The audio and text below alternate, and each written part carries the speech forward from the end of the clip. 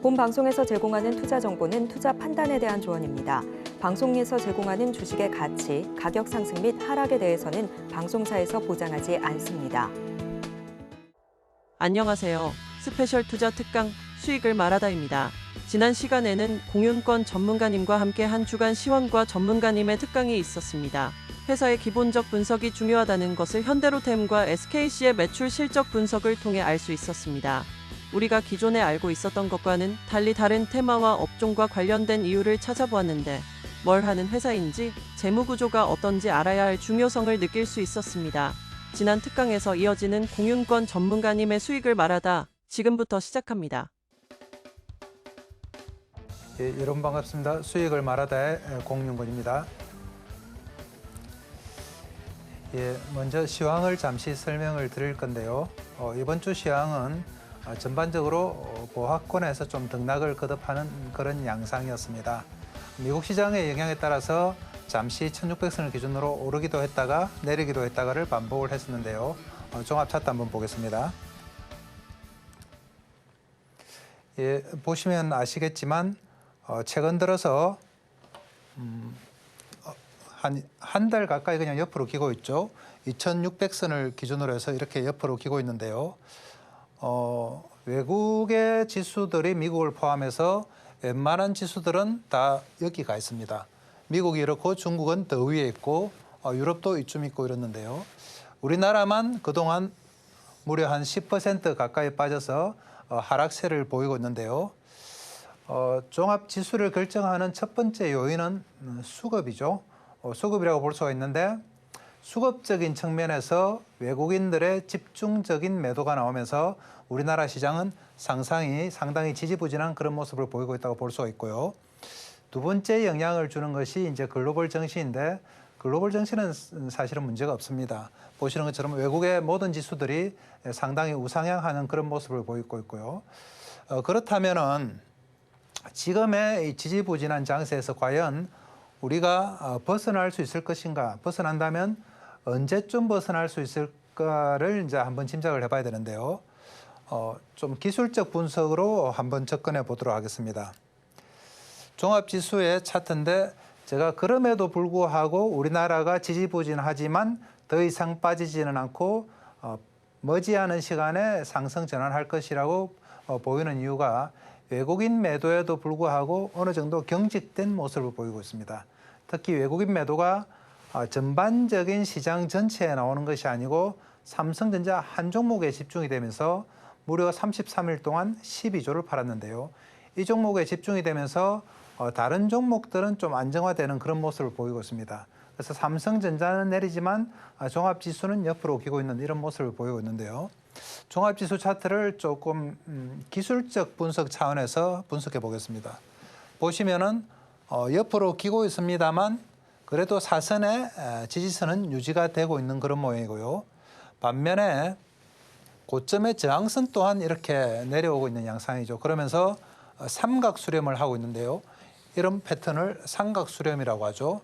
삼각 수렴을 하는 경우는 상승의 에너지와 하락의 에너지가 어느 순간 수렴을 하면서 폭발하는 그런 양상을 많이 보입니다.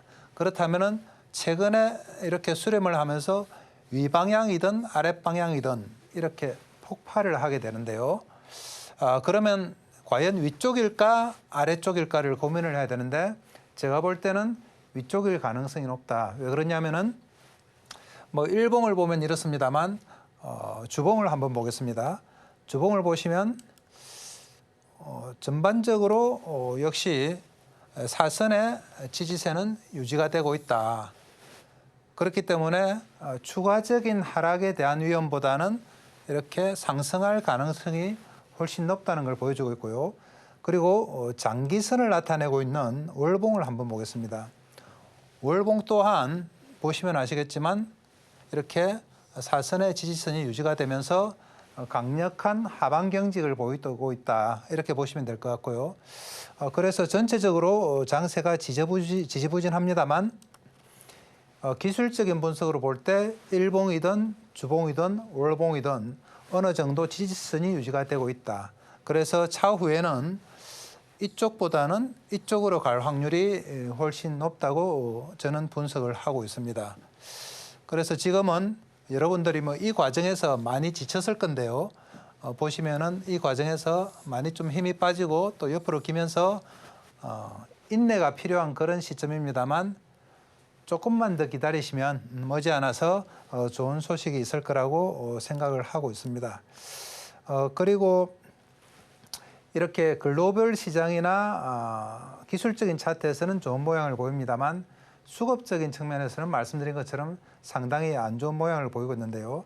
그 첫 번째 이유가 삼성전자라고 말씀을 드렸죠. 삼성전자 차트를 한번 보겠습니다. 삼성전자 차트입니다. 종합지수와는 완전히 다른 모습을 보이고 있습니다. 종합지수하고 비교를 해볼게요. 종합지수는 옆으로 기고 있습니다만 삼성전자는 바로 우하향하는 그런 모양을 그리고 있죠. 삼성전자가 이렇게 지속적으로 88,800원을 찍고 56,000원대까지 떨어지는 과정에서 보면은 계속해서 외국인들이 끊임없이 33일 동안 무려 12조를 내다 팔게 됩니다. 과연 외국인들이 언제까지 팔 것인가 짐작은 할 수 없지만 지금의 추세대로 보면 앞으로도 당분간은 계속해서 외국인 매도가 나올 확률이 높다. 그렇게 보면은 삼성전자의 반등은 상당 기간 좀 힘이 들 수도 있다. 이렇게 생각이 되고요. 삼성전자가 지금까지 우리나라 장의 대장이었고 시가총액의 20%를 차지하고 당연히 1등 기업이었고 모든 사람들이 삼성전자는 무조건 기다리면 오른다. 이런 게 좀 공식화되어 있는데요. 과연 이번에도 그럴지 아니면은 다시 추가 하향을 할지는 지켜봐야겠습니다만 제 개인적인 견해로는 이번에는 그렇게 쉽지 않다 하는 생각을 하고 있습니다. 왜 그러냐? 삼성전자가 몇 가지 실기를 했습니다. 삼성전자는 반도체에서 세계 최강자인데요. 반도체는 보면은 D램과 HBM 그리고 파운드리 이렇게 세 분야로 나눌 수가 있는데요. D램에서는 삼성전자가 수십 년 동안 1등을 차지했죠. D램의 1등은 삼성전자 2등, 하이닉스 3등, 마이크론 이런 게 공식화되어 있고요. 그런데 HBM 시대로 접어들면서 HBM은 AI 시대에 납품을 하는 종목이죠. 엔비디아가 중간에 있고요. HBM 시대로 접어들면서 삼성전자가 실기를 하게 됩니다. D램에 주력하고 HBM으로 발빠르게 넘어가지 못하는 거죠. 그런 와중에 하이닉스는 HBM에 주력을 하면서 엔비디아에 납품을 하고 엔비디아 생태계에 포함이 되죠. 대신에 삼성전자는 HBM보다는 파운드리에 투자를 하게 됩니다. 파운드리의 최강자라고 하면 대만의 TSMC라고 볼 수 있는데요. 전 세계 점유율이 한 60-70% 됩니다. 그러면 삼성전자 입장에서는 파운드리의 TSMC 점유율을 잡아먹어야겠다.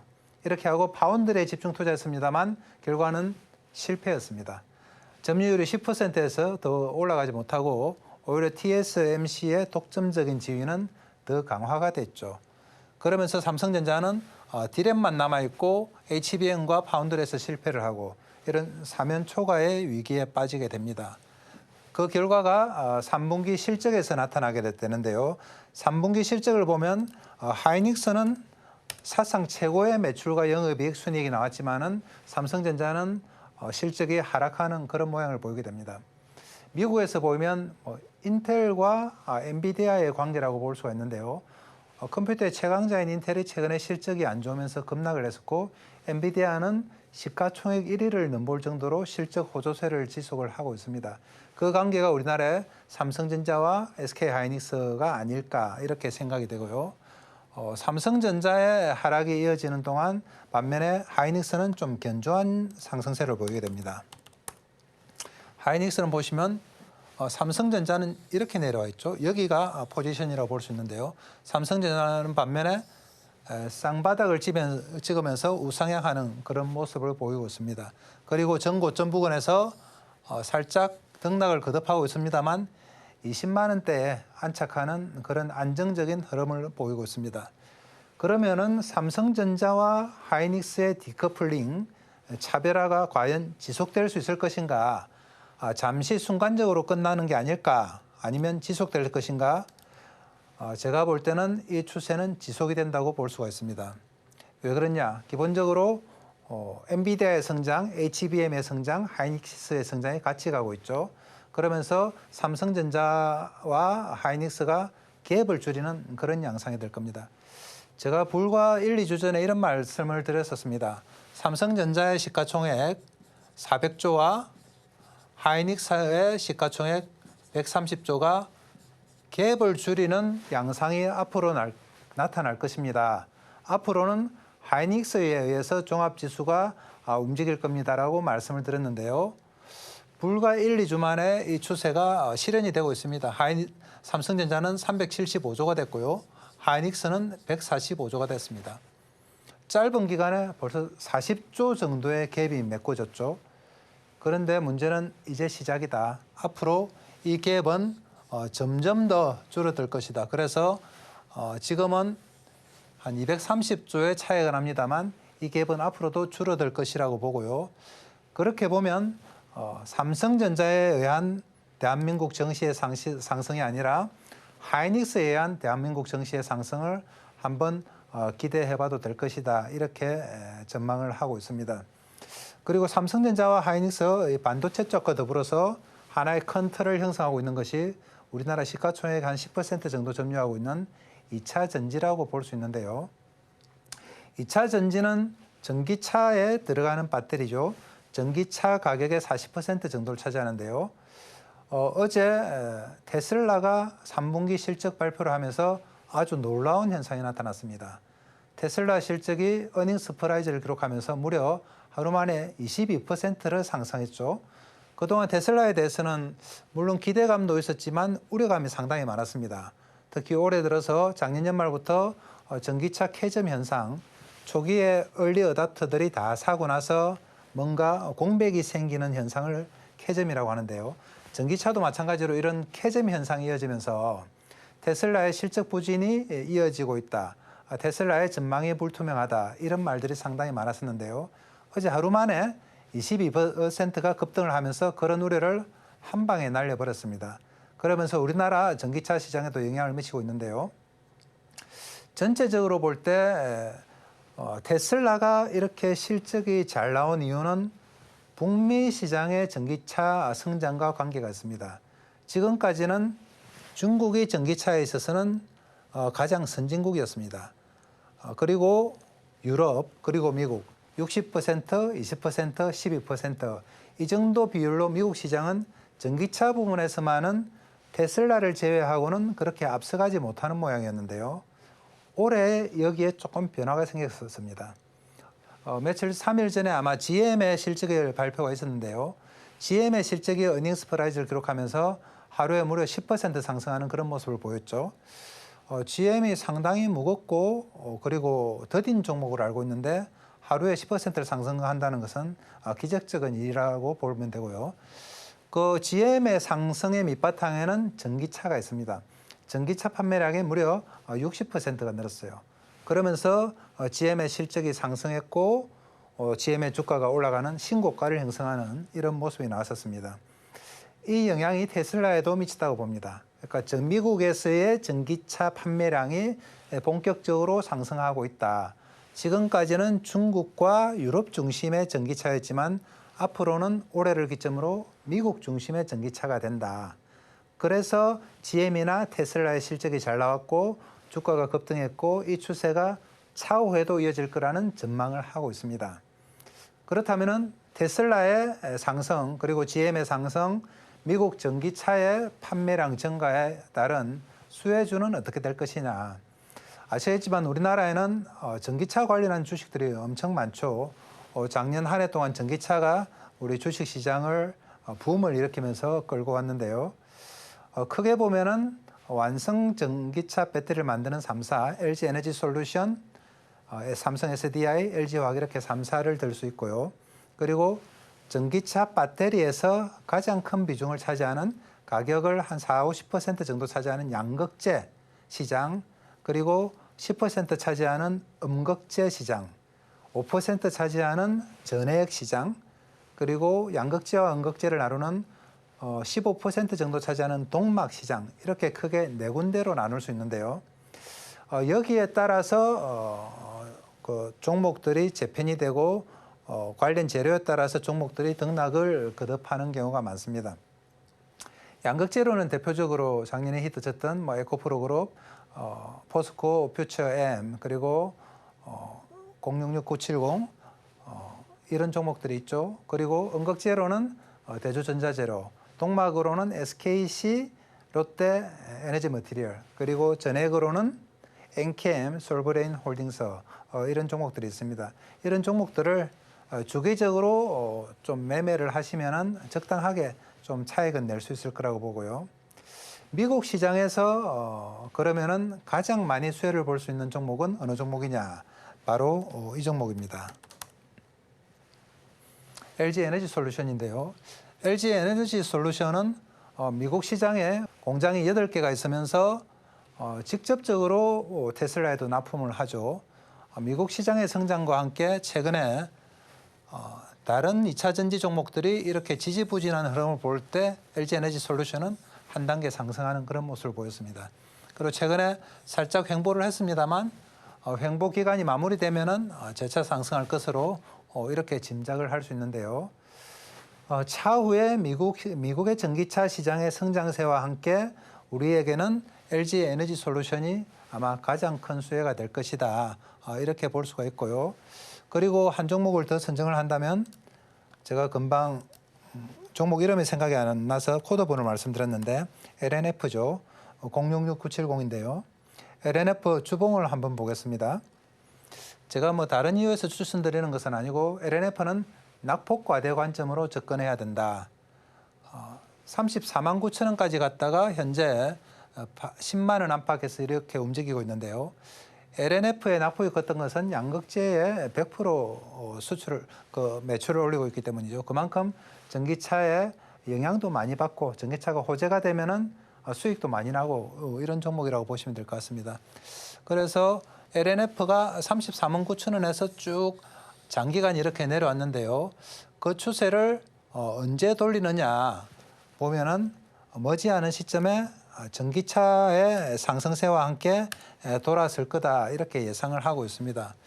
그래서 이 추세가 참 많이 고생하셨어요. 2차 전지를 하신 분들은 1년 가까이 고생하셨는데 머지않아서 바닥을 찍고 상승할 거다 이렇게 한번 기대를 해봐도 될 것 같습니다. 그리고 오늘 조금 특징적인 종목으로는 금융주들이 있습니다. 금융주들은 사실 종합지수가 이렇게 횡보를 했음에도 불구하고 하락 내지는 횡보를 했음에도 불구하고 금융주들의 움직임이 상당히 놀라운데요. 금융주들은 기본적으로 워낙 좀 무겁고 보수적인 경향이 있죠. 그러다 보니까 하루하루의 움직임은 크지 않습니다만 어느 순간 보면 많이 움직여 있고 이런 경우가 많습니다. 금융주들이 다 이쪽에 가 있죠. 마치 나스닥 차트처럼 이렇게 올라 있는데요. 금융주들이 그러면은 왜 이렇게 종합지수가 하락하는 과정에도 홀로 이렇게 상승을 했을까를 보면은 첫 번째는 역시 실적입니다. 3분기 실적에서 금융주들이 상당히 최고점에 근접을 하면서 주가를 올리는 첫 번째 원인이 실적이죠. 실적이 바로 밸류에이션이라고 볼 수 있는데요. 실적이 좋아지면서 주가가 올라가는 이런 양상을 보였습니다. 그리고 금융주들의 대장이 KB금융이라고 볼 수가 있는데요. KB금융이 오늘 실적 발표를 하면서 또 밸류업을 위한 그런 프로그램을 발표를 했죠. 그러면 실적이 잘 나오고 이 실적 가지고 주주 환원을 위해서 자사주 매입을 해서 주가를 높이고 그래서 주가는 다시 상승을 하고 이런 선순환이 이어지는 구조를 만들겠다고 발표를 했는데요. KB금융의 차트를 한번 볼까요? KB금융은 정말 차근차근 그렇게 올랐습니다. 보시면 제가 정배열에 대해서 나중에 강의를 할 때 또 말씀을 드릴 건데요. KB금융이 정배열의 전형적인 모습이라고 볼 수가 있는데요. 차트를 보면은 이제 우리가 8만 전자, 7만 전자 말씀드렸는데 10만 KB가 돼버렸죠. 10만은 사상 최고점을 찍으면서 이제 앞자리가 10만 단위가 됐습니다. 보시면 아시겠지만 단기선 중기선, 장기선들이 이렇게 나란히 있으면서 정배열 양상을 이루고 있습니다. 정배열을 이루는 종목들은 특징이 있죠. 추세적으로 우상향한다. 그리고 가격이 쉽게 꺾이지 않는다. 지지선에 가격이 부딪히면 튕겨져 올라가고 부딪히면 튕겨져 올라가고 이런 모습이죠. 21선을 기준으로 올랐다 내렸다 올랐다 내렸다 올랐다 내렸다 그리고 올랐다 내렸다를 반복한다. 대신 저점은 계속 높아지고 있다. 저점이 높아지는 것은 장기선이 우상향하기 때문이죠. 이런 모습이 바로 이제 정배열의 전형적인 모습이라고 볼 수 있는데요. KB금융이 장세가 지지부진한 사이에 사실 종합지수는 7월 11일에 고점을 찍었지 않습니까? 3개월 동안 종합지수가 이렇게 빠졌는데요. 3개월 동안 종합지수가 여기 고점을 찍고 이렇게 빠지는 와중에 KB금융은 전혀 반대의 모습을 보였죠. 상당히 놀라운 모습인데 시가총액이 40조입니다. 아주 대형주인데요. 그럼에도 불구하고 이런 모습을 보인 것은 실적이 뒷받침되고 있다. 그리고 차트상 정배열 양상을 보이고 있다. 그리고 오늘 밸류업 발표를 하면서 새로운 시세가 나왔다. 이렇게 보시면 될 겁니다. 근데 여기서 한 가지 좀 고민을 해봐야 되는 게 있죠. 과연 은행들이 이익을 많이 내는 것이 바람직한가에 대한 문제입니다. 은행들은 이자를 주고받으면서 이익을 냈는데요. 예대 마진이라고 하죠. 우리가 은행에 예금을 넣으면 예금금리, 그리고 대출을 받으면 대출금리, 그 차이를 예금 대출의 차이, 예대 마진이라고 하는데요. 이 예대 마진이 커지면 은행의 실적이 많아지고 예대 마진이 줄어들면 은행의 실적은 안 좋아지는데요. 외국의 금융사들이 투자 회사로서 존재를 합니다. 외국 금융사들은 투자를 잘해서 고객 돈을 모아서 투자를 잘해서 주로 수익을 내는 부분이 큰데요. 우리나라 은행들은 이 예금과 대출의 차액에 따른 이자놀이라고 볼 수가 있죠. 이 이자놀이에 의해서 수익을 내는 부분이 상당히 큽니다. 그러면은 우리 같은 개인들이 은행에 예금을 내놓으면 1, 2% 이자를 받고 대출을 받으려면 한 10%씩 줘야 되고 이런 문제가 생기게 되죠. 결국은 서민들의 좀 등골을 때리는 것이 아닌가 이런 문제가 발생하는데요. 우리나라 은행들도 가능하면 앞으로는 선진국 은행들처럼 좀 투자를 해서 수익을 내는 쪽으로 서민들의 이자를 받아 먹으면서 괴롭히는 그런 양상이 아니라 투자에 의해서 자생적으로 수익을 내는 그런 구조가 돼야 된다고 바람직하다고 볼 수 있습니다. 현재 추세로 보면은 그런 추세는 잘 보이지 않고요. 그리고 이 부분은 뭐 그 개인들이 해야 될 부분은 아니고 제도적으로 좀 보완을 해서 개인들에게 부담을 주는 이자 부담을 낮추는 쪽으로 가야 되는 것인데요. 하여튼 앞으로 좀 바람직한 방향으로 진행이 됐으면 하는 바람입니다. 여하튼 뭐 KB금융을 중심으로 해서 JB금융은 JB금융지주는 전북은행이죠. 전북은행도 이렇게 정배열 상태를 이루면서 오늘 신고가를 발생했습니다. 뭐 신한지주나 증권사들도 다 마찬가지고요. 금융주들이 이렇게 우상향하는 추세적인 상승세를 보이면서 우리 주식시장을 그나마 삼성전자의 하락을 좀 방어하는 그런 모습을 보였습니다. 그래서 지금까지 추세는 삼성전자의 외국인 매도에 의한 하락, 그리고 하이닉스의 차별화에 의한 상승, 또 한 가지 금융주들의 실적 호전에 의한 반등, 이렇게 보면서 삼성전자의 하락분을 상쇄하면서 그나마 종합지수가 2600선을 중심으로 해서 좀 옆으로 오기는 이런 모습을 보였다고 보시면 될 것 같습니다.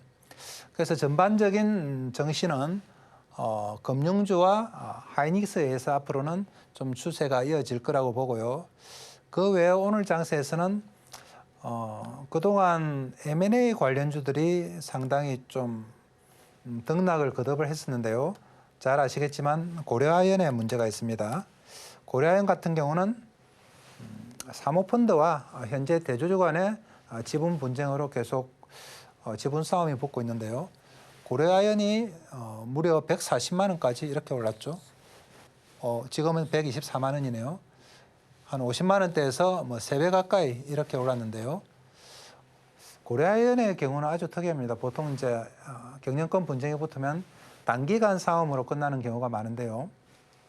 워낙 박빙이다 보니까 자사주 매집을 양쪽에서 시도를 하면서 그 기간이 상당히 길어졌고 또 법적인 판결까지 가면서 좀 더 장기화된 그런 면이 있습니다. 그러면서 고려아이언은 신고가를 기록했습니다만 이런 종목은 뒤따라가면 안 되겠죠. 일단 단기적으로 접근하는 것이 맞다. 이런 말씀을 드리고요. 그리고 다시 한번 경영권 분쟁 종목인 티웨이 항공 관련주 티웨이 홀딩스가 있습니다. 오늘 상한가를 진입을 했는데요. 티웨이 홀딩스는 대주주 간의 분쟁, 기존의 대주주 예림당이 티웨이 항공의 대주주가 티웨이 홀딩스인데요. 티웨이 홀딩스를 지배하고 있는 것이 예림당이죠. 뭐 중간에 빼면은 예림당이 티웨이 항공을 29% 정도 가지고 있다고 볼 수 있는데 대명 소노시즌이라는 대명 콘도죠. 대명 소노시즌이 지분을 거의 한 26% 정도 차지를 하면서 기존의 대주주와 비슷한 그런 지분을 가지게 됐습니다. 그래서 대명 소노시즌이 티웨이 항공을 노리는 것이 아닌가 이런 문제 제기가 됐죠. 여기서부터 급등하기 시작했는데 지분 차이가 3%밖에 안 되다 보니까 아직까지도 이 추세가 살아있다. 아마 고려아이언만큼은 아니지만 당분간은 그 갭이 벌어지기 전까지는 이 추세는 이어질 거다. 이렇게 예상이 됩니다. 그럼에도 불구하고 이런 경영권 분쟁주들은 여러분은 단기적으로 접근하셔야 됩니다. 왜 그러냐면은 그 결과를 예측하기가 무척 힘들고요. 그리고 단기 급등에 따른 단기 급락이 나타나기 때문입니다. 경영권이 바뀐다는 것은 사실은 경영권 바뀌는 것에 대한 기대감을 가지고 주가가 오르긴 하지만 실제로 회사 내용이 바뀌는 건 아니거든요. 갑자기 뭐 확 바뀐다든가 그런 게 아니고 대주주만 바뀌는 것이기 때문에 어떻게 보면은 단기적인 상승 관점에서 접근해야 된다. 이렇게 말씀을 드리겠습니다. 그래서 전반적으로 이번 주 정시는 계속해서 좀 옆으로 기었던 장세다. 한 달째 옆으로 기고 있고 지금도 옆으로 기고 있다. 미국 시장이 떨어질 때는 소폭 빠지고 또 오를 때도 소폭 오르고 삼성전자가 많이 빠지면 장이 빠지고 적게 빠지면 장이 오르고 이런 양상이 계속해서 반복되고 있습니다. 그렇지만 이런 지지부진함에도 불구하고 내릴 가능성보다는 오를 가능성이 더 많은 삼각 수렴의 양상을 나타내고 있다. 이 부분을 다시 한번 말씀드리고요. 지금까지 3개월 동안 지속적으로 하락하면서 참 인내심이 많이 필요했는데요. 그렇지만 머지않았다. 머지않은 장래에 다시 한번 우리 정시도 해외 정시 못지않은 글로벌 정시 못지않은 그런 상승세를 볼 수 있다는 말씀을 드리면서 시황은 이 정도로 마무리하도록 하겠습니다. 그리고 오늘은 지난주에 이어서 주식을 투기라고 생각하는 분과 주식을 과학이라고 생각하는 분은 태도에서 엄청난 차이가 나게 됩니다. 주식을 투기라고 생각하는 분은 막 던집니다. 이 종목 좋아, 이 종목 사, 저 종목 사. 어차피 투기판이야. 뭐 이거 사나 저기 사나 재수하냐? 이렇게 접근을 하게 되죠. 그런데 주식이 과학이라고 생각하시는 분들은 절대 그렇지 않습니다. 이 종목이 왜 오르지? 분석을 합니다. 밸류에이션이 어떤지 분석을 하고 최근의 흐름이 어떻지? 실적이 어떻지? 뭐 내용이 뭐 미래에 관련된 투자를 했었나? 이런 것들을 다 분석을 하죠. 그래서 그런 과학적인 관점, 모든 정보가 반영이 되어 있는 과학적인 관점에서 주식 가격이 결정이 된다고 생각을 하죠. 그러니까 투기라고 생각하는 분과 과학이라고 생각하는 분들은 자세 자체가 틀리고 태도 자체가 틀리면서 투자의 방법도 바뀌게 되죠. 그 결과적으로도 하늘과 땅 차이가 됩니다. 결과적으로 보면 주식이 과학이라고 생각하시는 분들은 상당한 수익을 내게 되고요. 투기라고 생각하시는 분들은 사실 투기에서 수익을 내는 경우가 잘 없죠.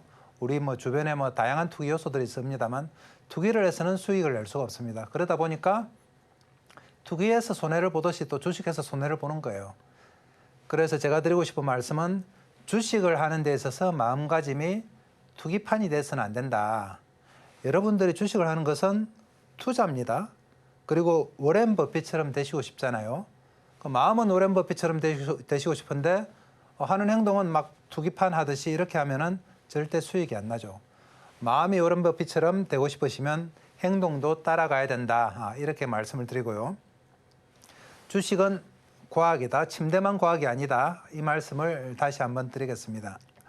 그러면은 어떻게 과학적으로 접근을 하느냐? 주가에 반영되는 요소는 엄청나게 많습니다. 수급이 있고 직접적인 요소는 다 수급이죠. 수급은 수요와 공급인데요. 사자가 많느냐, 팔자가 많느냐. 사자가 많으면 가격이 올라가고 팔자가 많으면 가격이 내려가고 수요와 공급의 법칙은 자본시장의 논리인데요. 주식시장의 가격 결정에도 그대로 반영이 됩니다. 그리고 나머지 요인들은 간접적 요인들로 이 수급에 영향을 미칩니다. 그러니까 실적이 어떻나, 지금 수급, 매수, 매도 동향이 어떻는지, 차트 흐름이 어떻는지는 간접적으로 수급에 영향을 미쳐서 사람들의 움직임을 나오게 하는 거죠. 이 간접적 요인들 중에서 그러면 어디다 중점을 줘야 되느냐? 어디다 중점을 둬야지 과학적으로 주식을 분석해서 결과적으로 수익을 낼 수 있느냐에 대해서 고민을 해야 되는데요.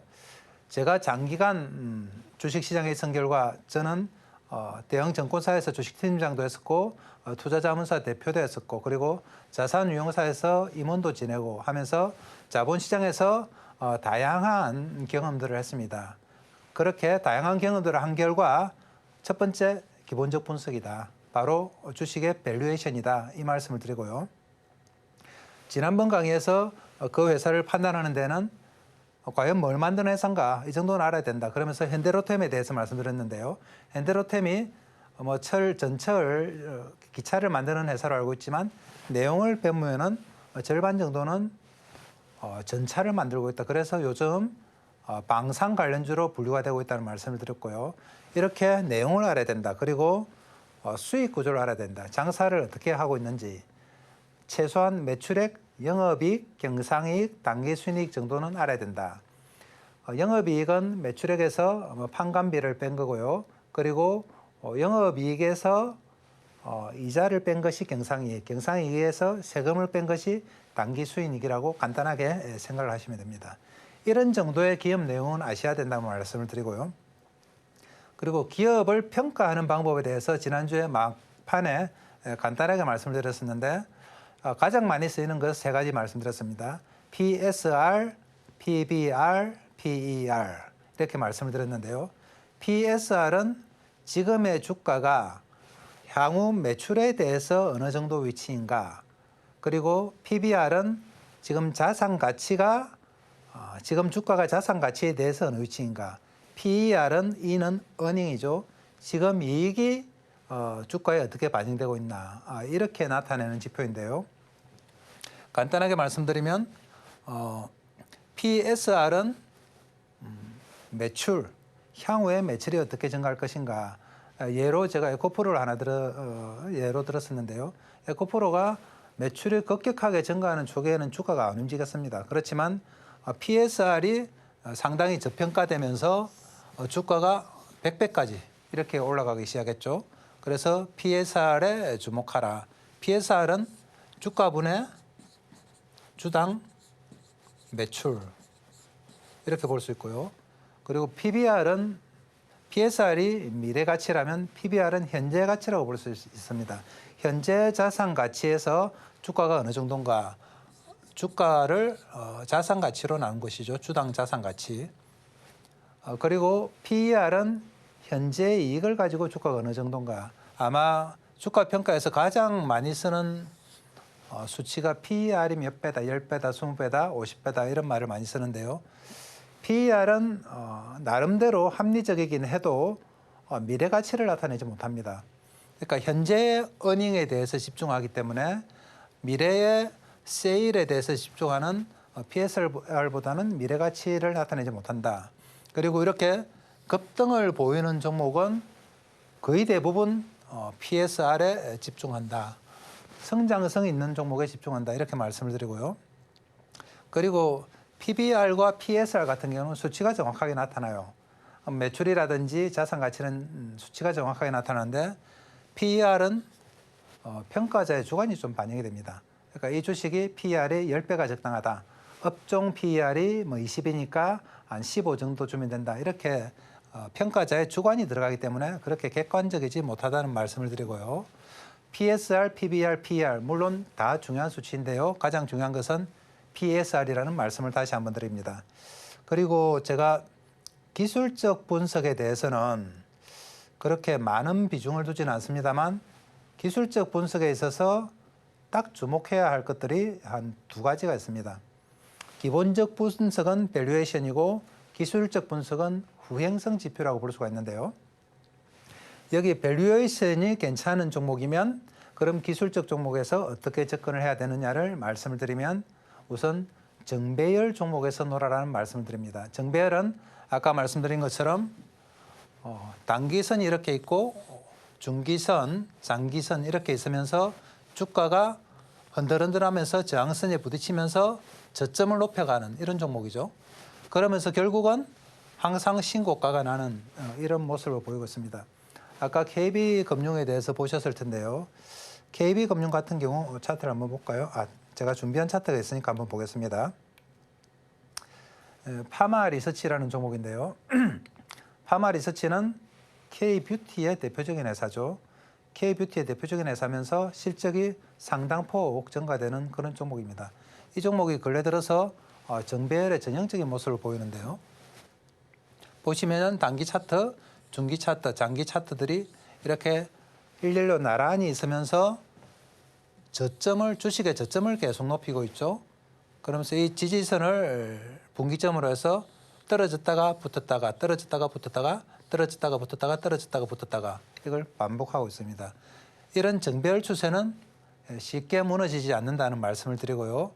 이 정배열 주식들의 특징이 뭐가 있냐고 보면 정배열 주식들은 거의 100% 실적 호전주다.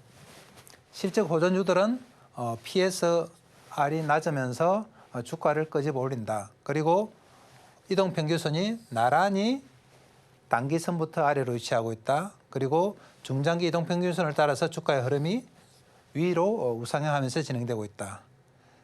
그리고 주가의 흐름 자체가 이런 지지선을 지탱목으로 해서 이렇게 떨어졌다가 붙었다가 이런 종목들은 이런 단기 매매도 가능하죠.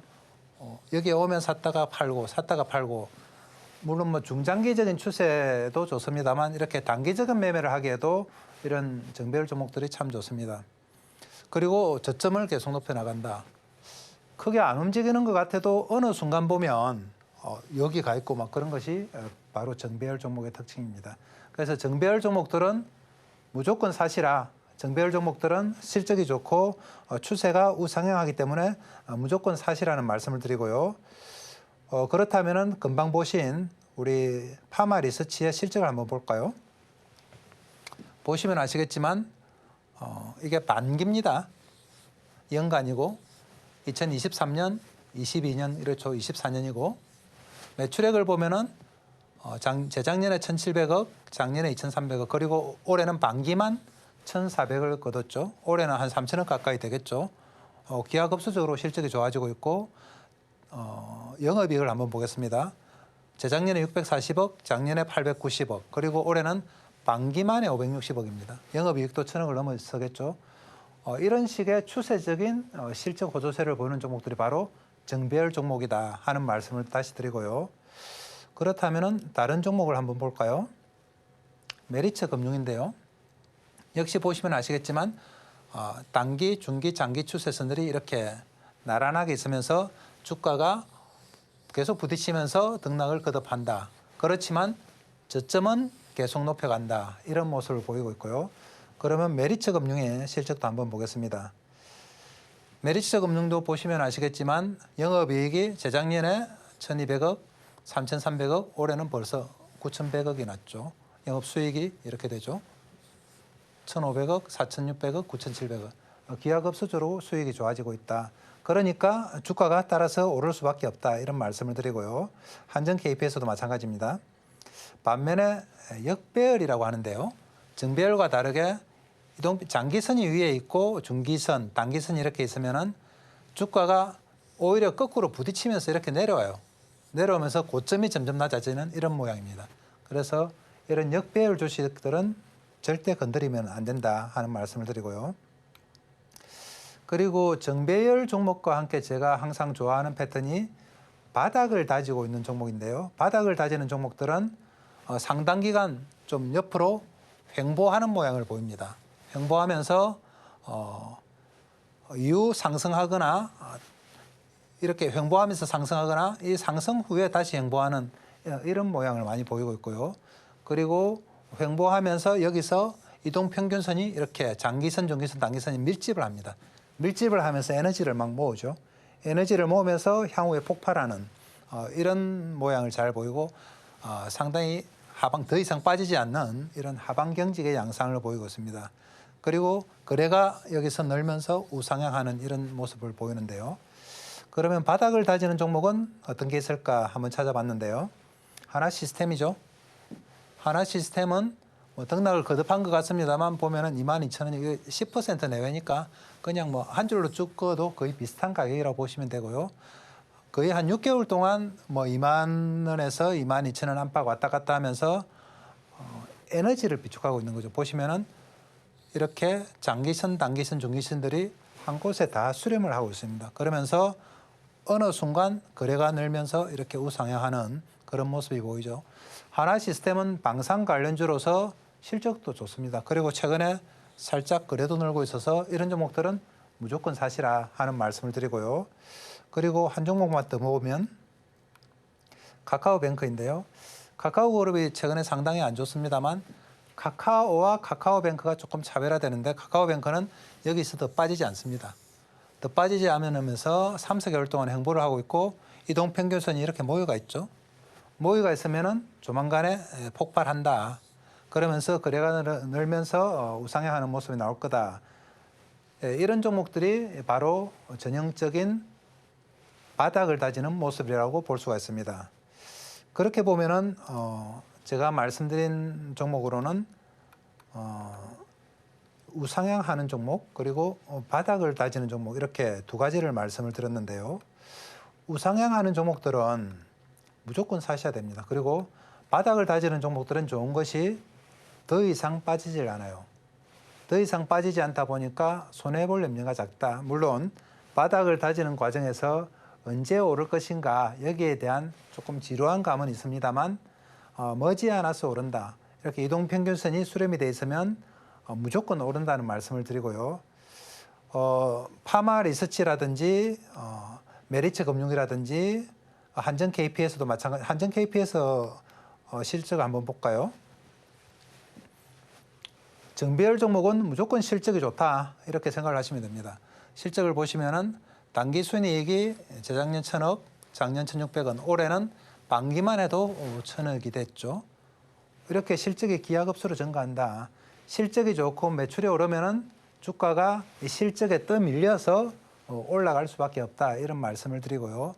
그래서 여기서 추천드린 종목들은 여러분들이 당분간은 매수를 하셔도 되기 때문에 제가 따로 뽑아왔던 종목인데요. 한전 KPS라든지 아까 하나시스템이라든지 이런 종목들은 여러분이 혹시 손해보신 종목이 있다면 한번 갈아타셔도 좋을 것 같고요. 그리고 신규 자금이 있다고 하면은 좀 안정적으로 하기를 원하시는 분들은 이런 종목이 좋을 것 같습니다. 하나시스템 같은 경우는 최근에 방산주로도 주목이 되고 있죠. 방산주 중에서는 뭐 이스라엘과 이란과 관련해서 초기에 방산 관련 내용주들이 하나에어로시스템, LIG 넥스원, 그리고 현대로템 이런 종목들이 역시 정배열을 이루면서 계속 신고가를 갱신했는데요. 최근에 우크라이나와 러시아 전쟁이 부각되면서 방산 관련주들이 다시 한번 부각이 되고 있습니다. 그리고 북한이 러시아에 파병을 한다고 하면서 이 러시아 우크라이나 전쟁이 직접 우리나라 전쟁과 연관이 되는 그런 분위기가 됐습니다. 그래서 방산 관련주들은 단기간에 끝날 것 같지는 않고 그렇게 보면은 기존의 신고가를 갱신했던 이런 대형주들보다는 한화시스템처럼 계속 행보를 했지만 실적이 좋아지고 이동평균선이 수렴하고 있는 이런 종목으로 접근하시면은 머지않아서 시세가 날 거라고 생각을 하고 있습니다. 제가 밸류에이션 분석에 있어서 PSR, PBR, PER 세 가지를 말씀드렸고 PSR이 제일 중요하다고 말씀을 드렸는데요. 참고로 에코프로 분기 실적을 보면은 2022년 1월 달, 2월 달 실적이 급증을 하면서 3분기, 4분기까지 실적이 급증을 하게 되죠. 그런데 주식은 어떻게 반영이 됐느냐 보시면 2023년도 1분기에 들어서야 주가가 본격적으로 반영되기 시작합니다. 그러니까 PSR이 왜 중요하냐면은 실적이 충분히 우상향하면서 나옴에도 불구하고 주가가 반영되지 않은 이런 에코프로와 같은 종목들을 여러분들이 찾아야 된다. 이런 말씀을 드리고요. 이런 종목을 찾으면은 분명히 상당히 많은 수익을 낼 수 있다는 말씀을 드립니다. 그러면은 이런 종목을 어떻게 찾느냐? 여러분들이 찾기 힘들면 제가 찾아드립니다. 제가 찾아드려서 종목을 추천해 드릴 테니까 저한테 연락을 주시면 되고요. 그래서 에코프로와 같은 종목을 여러분들이 평생에 한번 만나보는 것이 꿈 아니겠습니까? 그러면은 첫 번째 밸류에이션을 제대로 파악을 해야 된다. 그리고 기술적 분석에 있어서도 참고를 해서 파악을 해야 된다. 이런 말씀을 드리겠습니다. 예, 그럼 오늘은 기본적 분석과 기술적 분석의 사례를 들어서 간단하게 말씀을 드렸는데요. 좀 종합을 해서 다음 시간에는 다른 정보의 반영 부분에 있어서도 말씀을 드리고 강의를 좀 지속하는 시간을 가지도록 하겠습니다. 오늘 수고하셨고 앞으로도 좋은 정보 제공해 드리겠습니다. 감사합니다.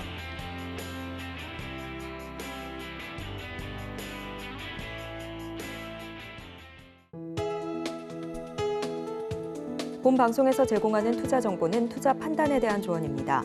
방송에서 제공하는 주식의 가치, 가격 상승 및 하락에 대해서는 방송사에서 보장하지 않습니다.